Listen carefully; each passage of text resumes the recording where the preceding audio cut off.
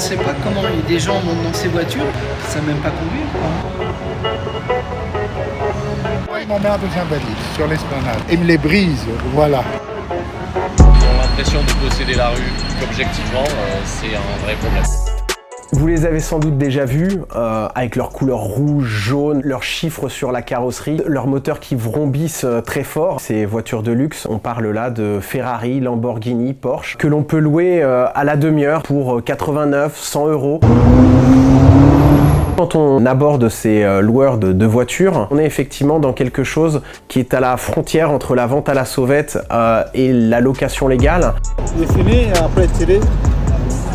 Là, nous, c'est 120 pour nous deux. Il n'y a aucun contrat de passé, une simple photo du permis de conduire suffit.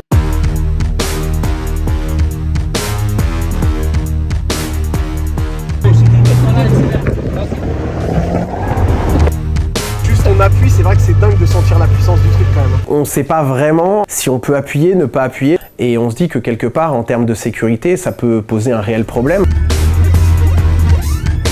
Aucune loi n'encadre ce genre de commerce qui, malheureusement pour nous, provoque énormément de la part de nos concitoyens des mécontentements. On reçoit régulièrement dans ce périmètre-là des gens qui ont peur qu'il y ait des accidents parce que c'est quand même une zone où il y a beaucoup de piétons, beaucoup de touristes se promènent.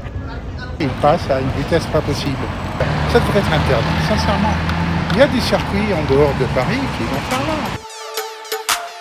Face à ce business un petit peu opaque, la préfecture de police de Paris a également essayé de mettre en place tout un tas de contrôles, de procès-verbaux à la volée. Le résultat n'est pas vraiment probant. Il y a eu aussi une saisie de voitures pour cet encombrement sur la voie publique. 2 voitures qui avaient été également amenées en fourrière justement pour vente à la sauvette. Le problème, c'est que ces voitures n'appartiennent pas aux loueurs.